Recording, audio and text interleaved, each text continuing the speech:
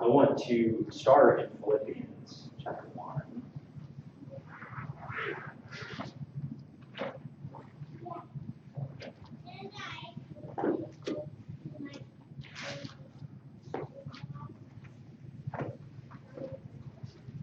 And I'm going to start in verse 12. It says, "Now I want you to know, brothers, that what has happened to me has actually resulted in the advance of the gospel, so that it has become known throughout the whole imperial guard and to everyone else that my imprisonment is for Christ. Most of the brothers in the Lord have gained confidence from my imprisonment and dare even more to speak the message fearlessly. Some, to be sure, preach Christ out of envy and strife, but others out of goodwill. These do so out of love, knowing that I am appointed for the defense of the gospel. The others proclaim Christ out of rivalry, not sincerely, seeking to cause me trouble in my imprisonment. What does it matter? Just that in every way, whether out of false motives or true, Christ is proclaimed. And in this I rejoice. Yes, and I will rejoice, because I know this will lead to my deliverance through your prayers and help from the Spirit of Jesus Christ. My eager expectation and hope is that I will not be ashamed about anything, but that now, as always, with all boldness, Christ will be highly honored in my body, whether by life or by death." Okay. So, I just want to talk a little bit about what was Paul's attitude in sharing the gospel and what was the effect it had on other people. At this point, Paul's writing from prison.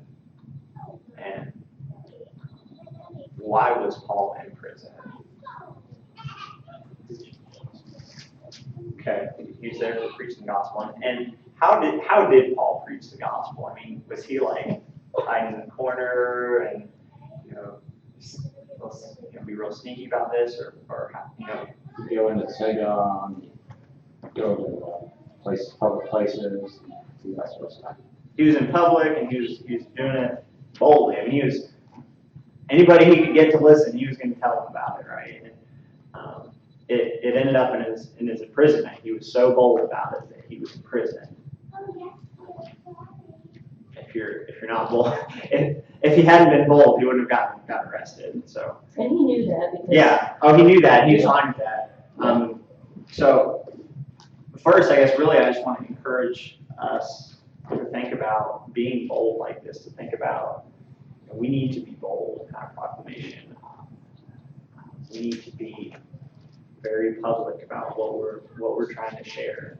We're trying to call people to repentance and plead with them to be reconciled to God. And that's not something that we do just, okay, well, let's whisper to this person and to that person, but we want everyone to know. And so whether that's, with coworkers, or whether that's Friday nights, or whether that's at the fair, that needs to be something that we're considering. Don't be ashamed of this. Don't be hidden, I guess. Sometimes, I don't know about you guys, but personally, sometimes I think, well, if I'm too bold, maybe I'll scare this person away, or I don't know if those are some thoughts that go through your head. But go ahead. The culture, we've given in too much. Maybe it's just a matter of being old enough to remember, but it used to be okay to be bold, and now it's been so beat into us, I would say, over the last 20 or 30 years, that, you can't be judgmental, you have to be tolerant for everything, you can't call sin because that's hateful. No, sin's sin. It is, and I just really think the devil is clever, and he's found a way to kind of turn that around and made it to that we are afraid people will think badly of us if we call them for what they're doing sin. And by extension, then we're calling them sinners. And the important thing to remember is that we include ourselves in the calling of sinners. that's the part I think where we fall weak a little bit. Everybody's wanting to say those people over there are sinners, but without making it all inclusive. We all sin because we're all sinners. But I really think that the culture has made us less bold. Yeah, no, I agree 100%. And I think that's something we need to take into consideration, that, we live in a place where it's not okay to have to, even just an opinion, like, I like Swiss cheese and I don't like cheddar. I can't say, Swiss cheese is great and cheddar, I don't like it, because then people are, well, but cheddar is, whatever. That's our culture. You can't have a strong opinion about anything, or you're considered judgmental and intolerant. And so that's the pressure that's on us. And so that means we have to be extra, mindful. We need to be bold. We need to be outspoken about this, because people need to hear this.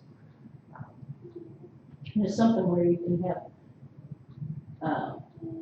the Ku Klux Klan can march around, but, their hate and the gay pride stuff, they're proud of themselves and everything. But if Christians voice their opinion, then you're narrow-minded, you're this, we're really, Christ is persecuted more in the United States, probably than a lot of other places in the world. But I really do think that's where speaking the truth in love, and I know that's, the context of that is in dealing with relationships among the brethren, but I think that's true at all times. So, yeah.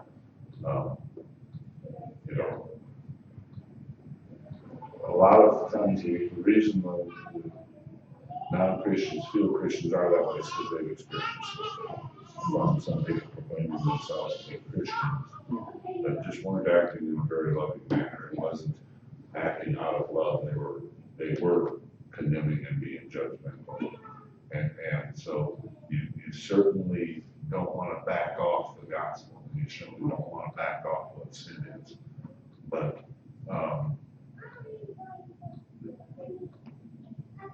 there's a way of doing it.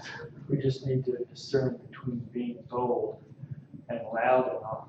Yes. Yes. No, I agree 100%. You look at people like what's the church in Kansas? You know what I'm talking about. Yeah, I know which one. They're bold, but they're not bold with the gospel, and they're judgmental and hypocritical. They're not bold Well, with the they're gospel. really weird one down in Florida, yeah, they're bold, but almost to point out how bold they are. Not, I know. There's no mud. Yeah. Westboro. Yeah. Westboro. That's what I was thinking. Yeah. But I'm glad you brought up love. If somebody's house is on fire, what's the most loving thing that you can do for them? Get out of there! Your house is on fire, right? Well, it's the same way. God's wrath is coming. Flee the wrath to come. That's a very loving thing to tell somebody. For some, a lot of people take that and it's like, oh, well, that means this or that about me. Well, it's true whether or not you like the truth. The most loving thing I can do is share that with you. I don't want you to stay there, and I'm doing this for your good, but you need to know the truth. The truth is your house is on fire. So, yeah. So we need to be extra mindful that we need to be bold and outspoken and trying to plead with people, be reconciled to God. The next thing that kind of was in my mind as I looked at this, what effect did Paul's boldness have? Far-reaching. He became well known before he even went there, but after so, his friends were involved and they were empowered because of that. Yeah. So Paul's boldness emboldened others, and even Paul's boldness resulting in jail emboldened others. And so that's something that ought to encourage you to be bold as well. If I'm bold, that's going to help some other people to be bold as well. Or, when you're not feeling so bold, maybe find somebody else that is bold and you try and stick with them,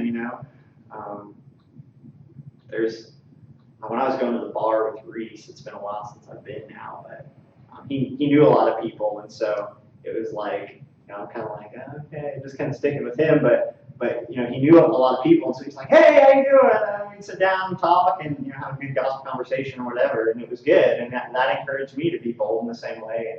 And when he'd be talking to this person, well, I'm gonna strike up a conversation with this person I've never met, and we'll talk and whatever, and so that was good. And it really does. It really, other people's boldness is encouraging to me, and your boldness, is going to encourage other people, and so that should be another thing.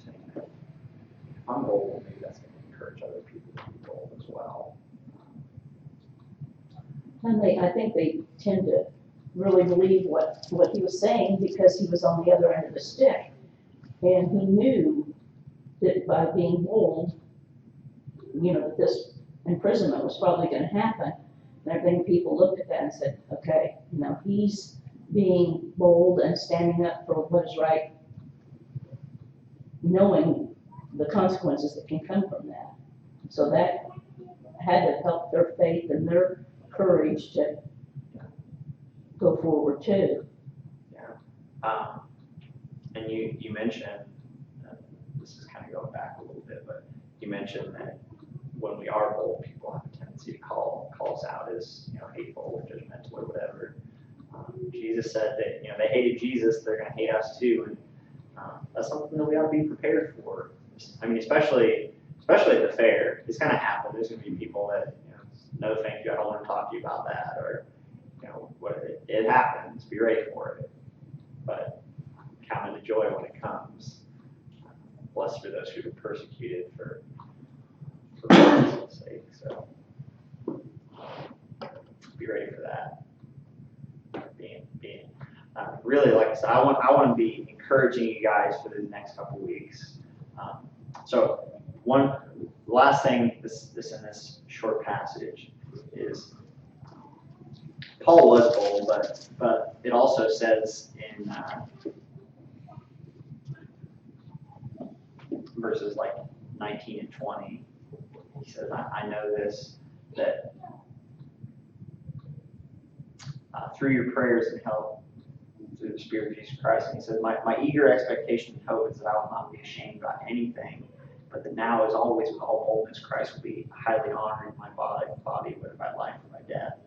I think here Paul's prayer is, God, help me to be bold, and guys, pray for me to be bold.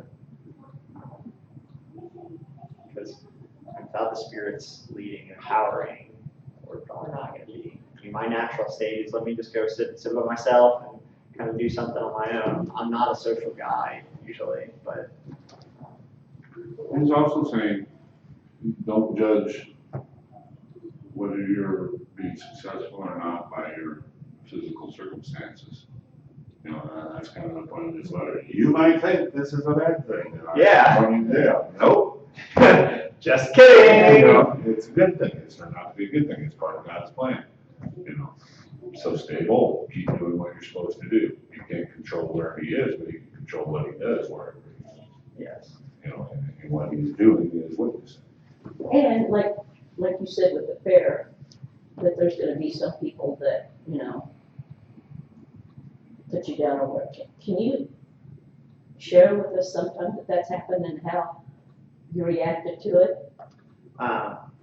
There's a time I was a substitute teacher at the high school, and it was lunch, and the students kind of are able to wander between classrooms, kind of depends on who's enforcing the rules, but anyway, they can kind of come and go, and so I was sitting in this classroom, and a group of like 4 students came in, and I mean they all knew I was a believer. I mean I was pretty open about that, and they walked in, and one of them started singing a song. I don't remember what song it was, but it was a Christian song. I think it was a Christmas song actually, like Silent Night or something. And started kind of humming it or whatever, but in a mocking way. It was like, haha, you're a Christian, look at you, whatever.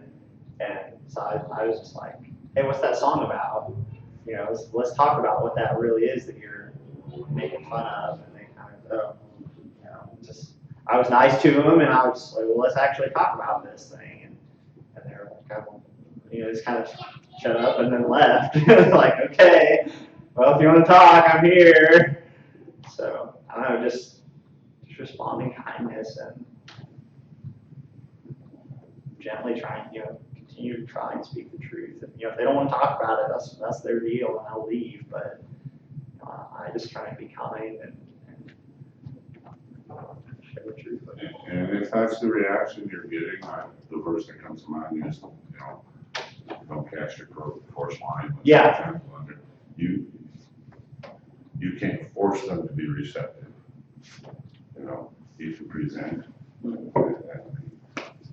There's a difference between, you're ruining the fair for me, or, I don't understand or I don't agree. Some people are perfectly happy to talk to you so that they can try and deconvert you. You know what I mean? Yeah. And other ones is, well, I didn't come to the fair for this, And others are receptive. Yeah. And they don't come marked. They said, I didn't come to the. Yeah, if they just color code these people, Well, so yeah. you know which ones. Yeah, if y'all would just mark the elect on their forehead, right? That makes things a whole lot easier. I'm gonna work on this one. You just talk to that one. Who's that famous? It's Spurgeon. Was it Spurgeon who said that? Yeah, somebody said, well, why don't you just preach to the elect then, if they're the ones that are gonna be saved? And he said, if you'll mark them, I'll preach to them.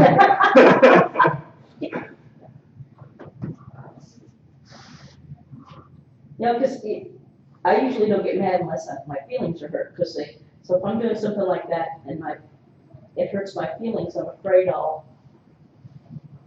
who cares about you, something not spirit filled. If a flat rejection is, I'm sorry, enjoy the fair, go on. Yeah. It's not personal. Yeah, it's not you they're rejecting. Yeah. Someone, they're rejecting the one who sent you.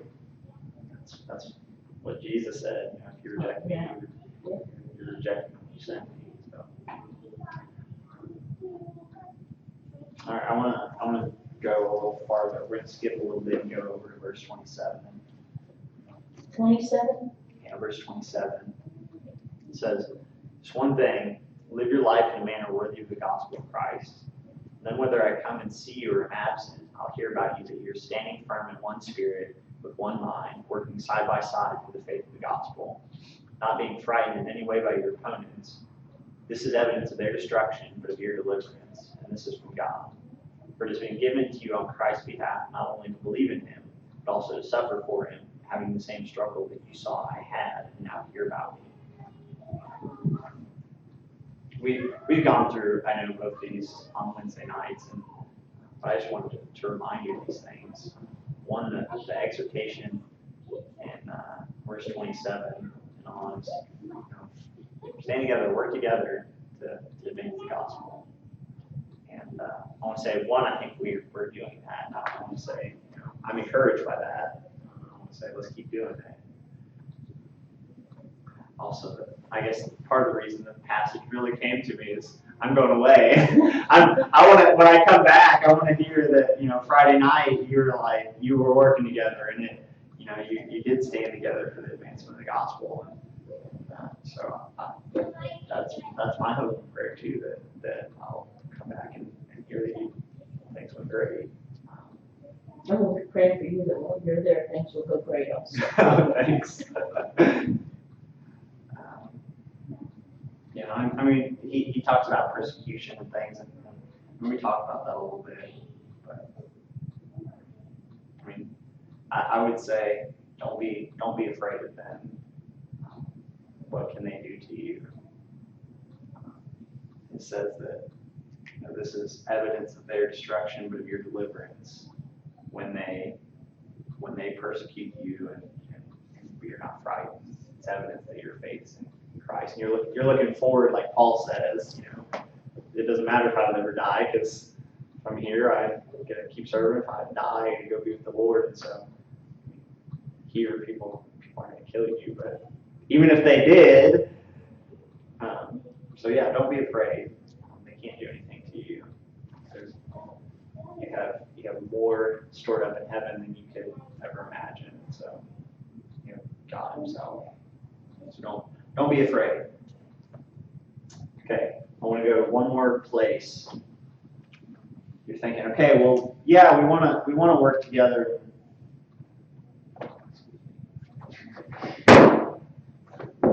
Very loving. Yeah, he was getting up and walking away. I got it, don't worry. How long did it take? Oh yeah, okay. Michael the moth killer. So you might be thinking, okay, well, we want to work together, and we want to do these things, and maybe you think, well, but I'm not good at this, or I'm not good at that, or whatever. Well, I want to look at 1 Corinthians 12, as an encouragement, as a reminder.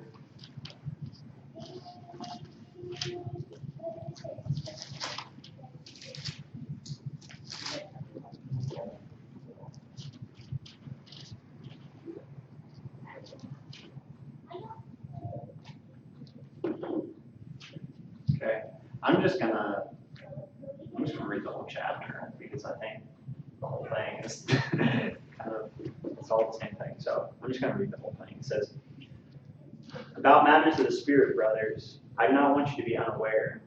You know how, when you were pagans, you were led to dumb idols, being led astray.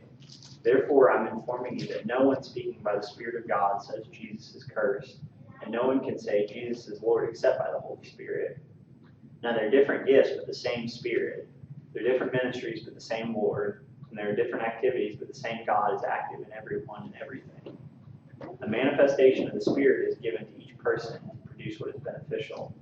To one is given a message of wisdom through the Spirit, to another a message of knowledge by the same Spirit, to another faith by the same Spirit, to another gifts of healing by the one Spirit, to another the performing of miracles, to another prophecy, to another distinguishing between spirits, to another different kinds of languages, to another interpretation of languages.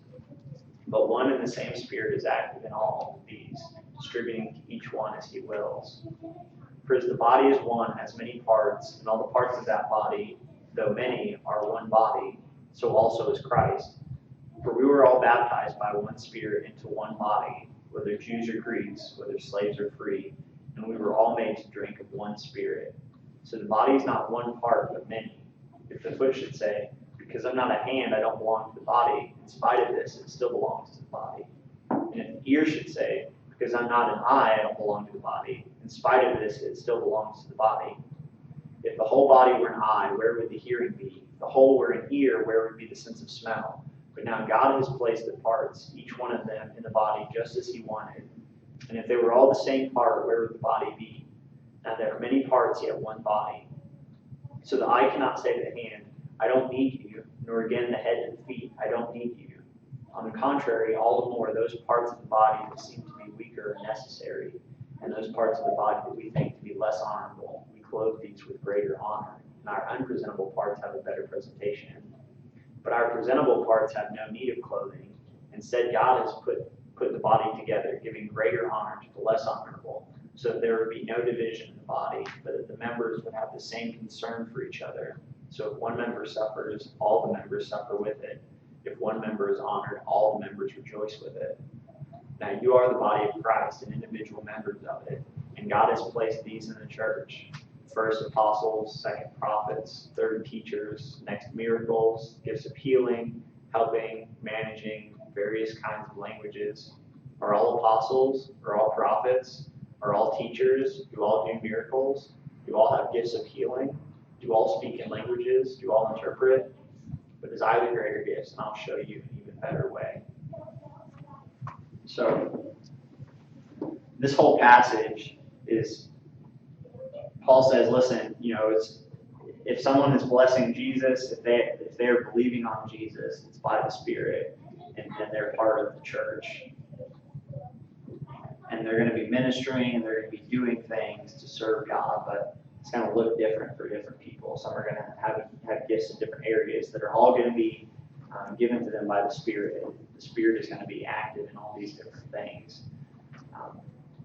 So really, what he says this to guard against two things. One, to guard against pride, thinking too much of yourself because, maybe you do a lot of the talking, and so maybe I do a lot of the talking, and so, I might become puffed up and think myself more important.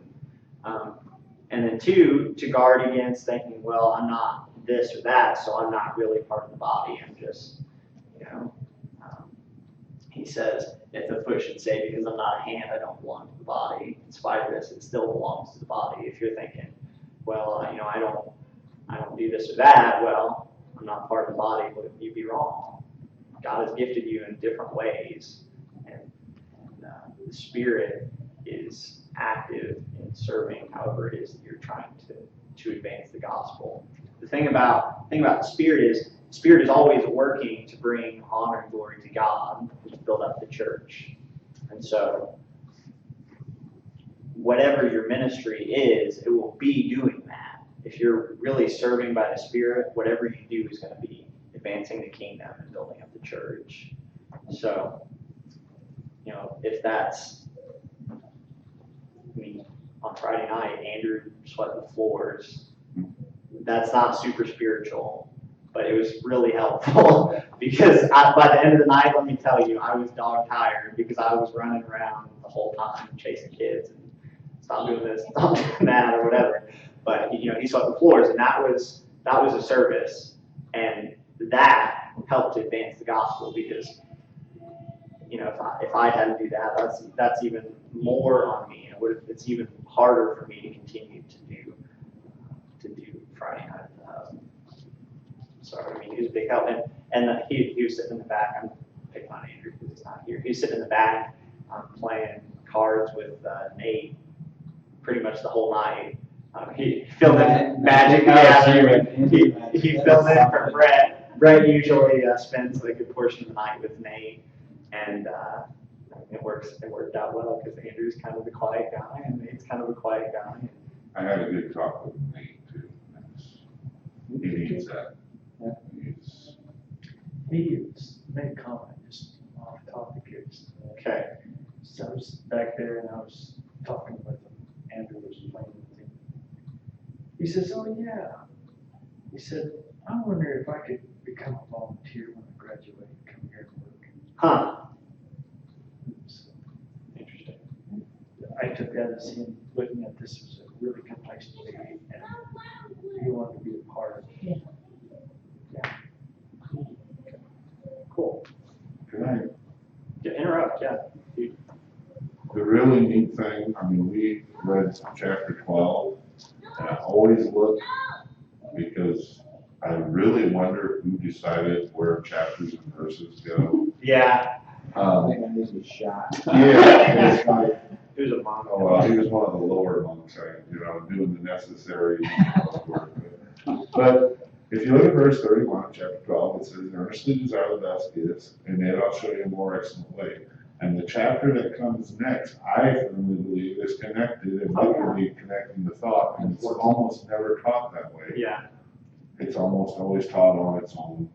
And It's the wedding passage. the wedding passage, which is not really, to me, what it's saying. No, it's not about weddings at all. Okay, you're talking about the spiritual gifts, let me show you something. Now. You will need to have love. Yes, work together in love. So that's the big Yeah. spiritual gift, is having God's love in you for other people. And it's, to me anyway. Yeah. This is the greater gift. Isn't it? Yeah.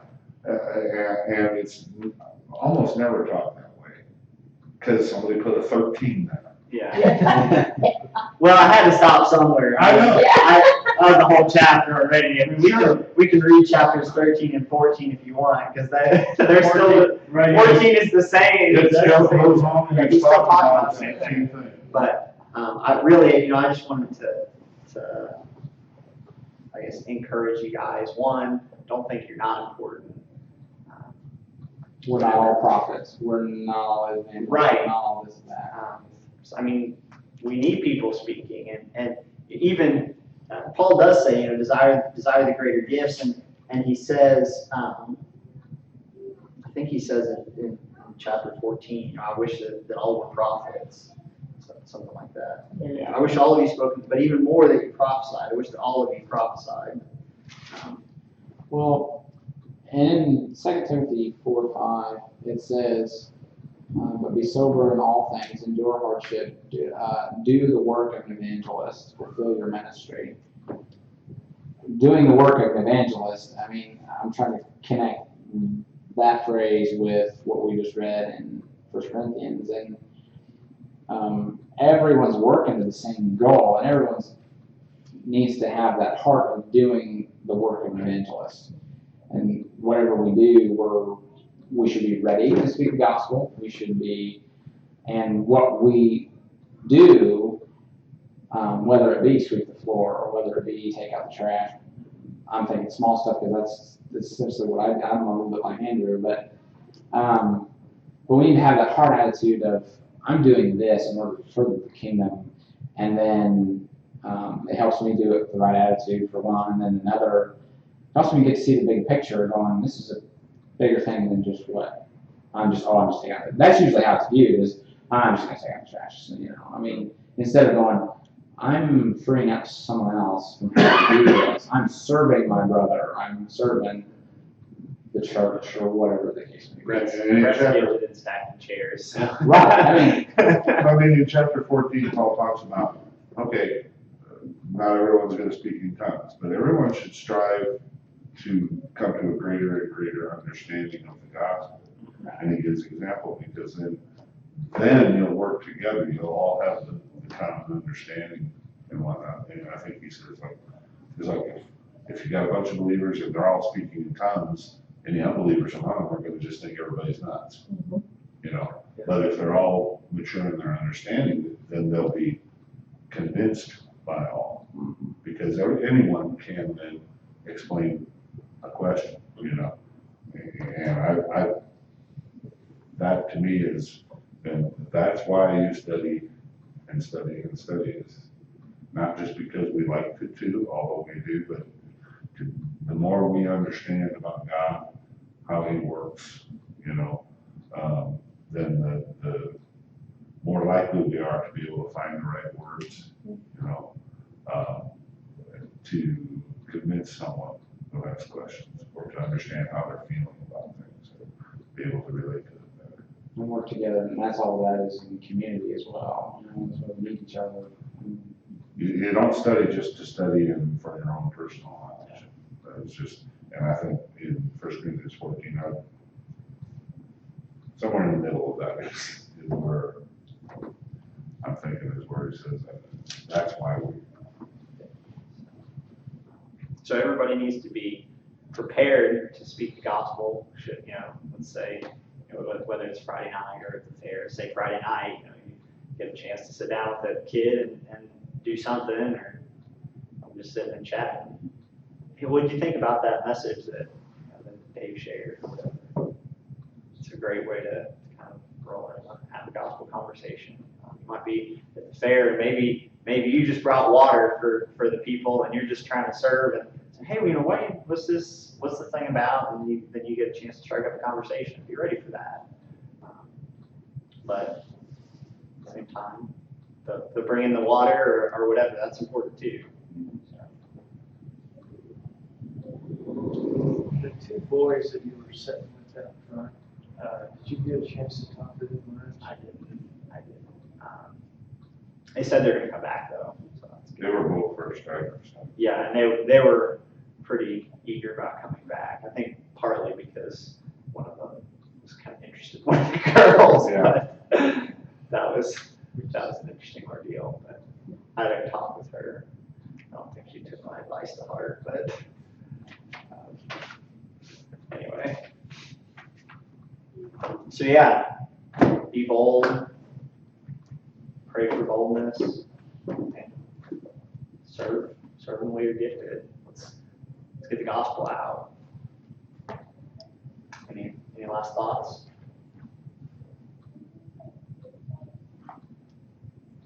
Those of the would be considered the more dishonorable pasts. We tend to view those things as a more dishonorable or a less honorable thing as well, but yet I think that's where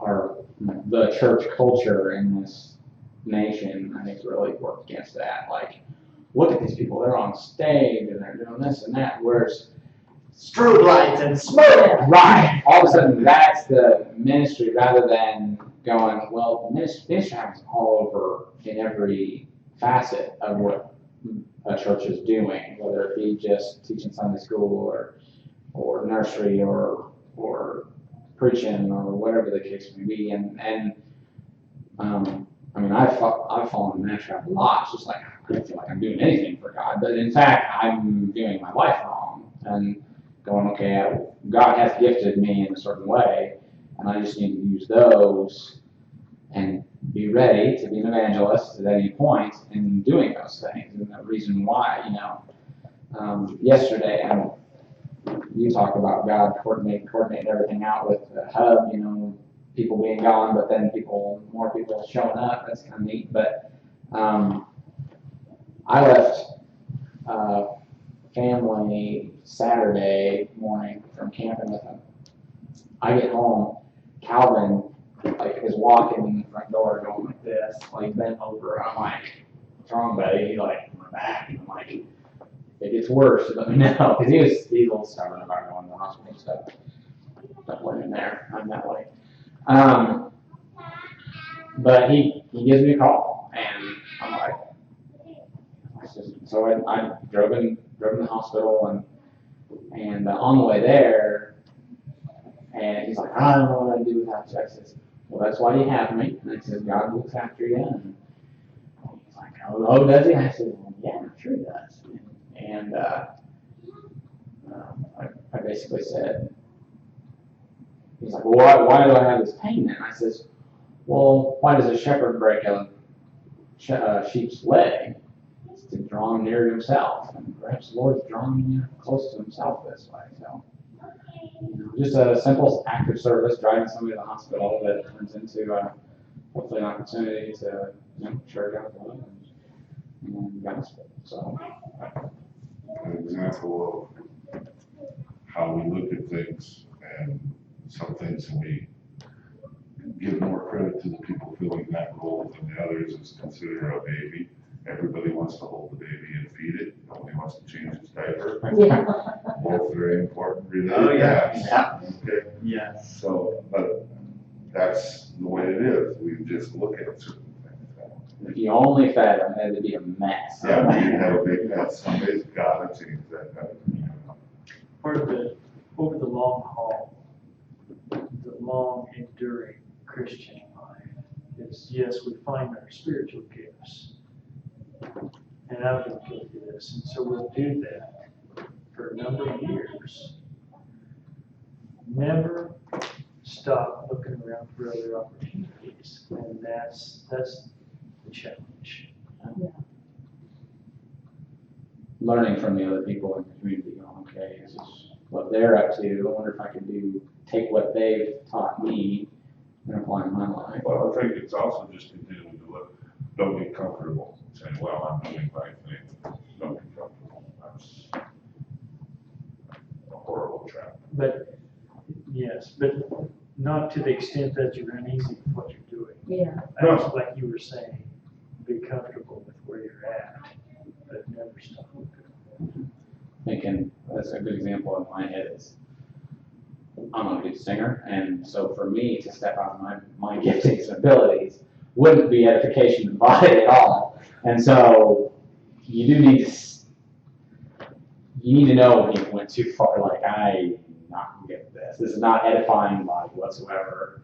Whereas if you're edifying the body, you're doing your job, no matter what you do. If you try something new and you're edifying the body, guess what? You're doing your job. I can't sing, and I sing.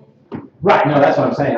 If I were to stand up and do a solo, that wouldn't be edifying the body. So Maybe. But You anyway. should try it.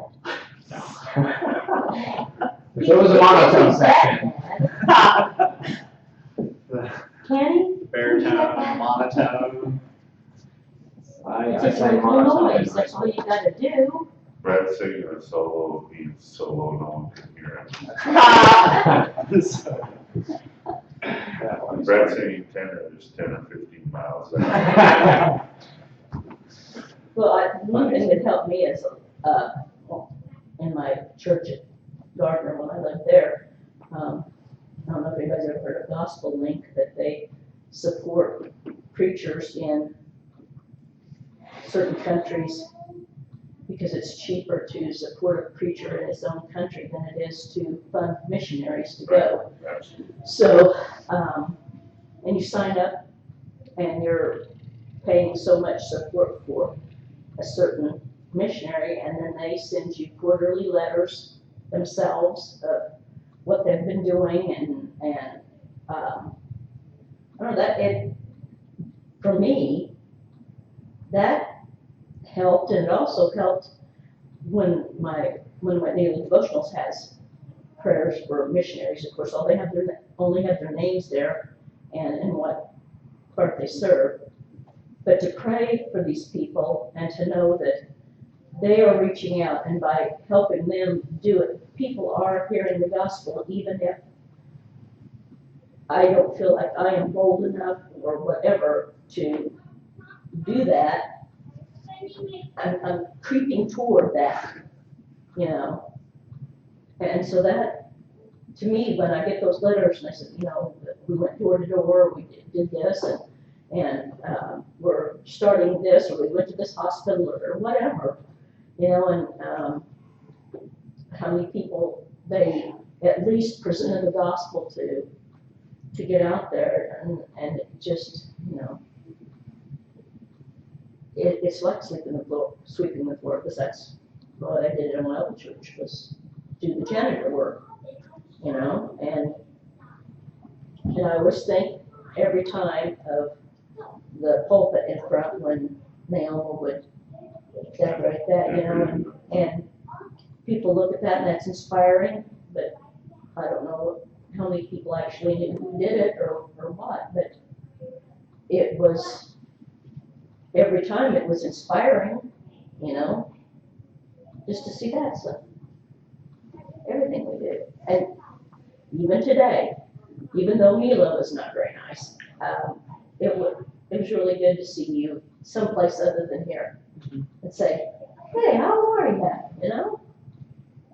Tried to get him to share his sandwich with us all, but he wouldn't, so. Man, where's the love? Yeah. You see, I can be bolder in my Christian witness just by somebody that I know is a believer, like you said, going with someone else. That, you know, that's, I mean, so you just being there, you were inspiring, just being able to see you and know that you are a brother in Christ there out in the world. Awesome.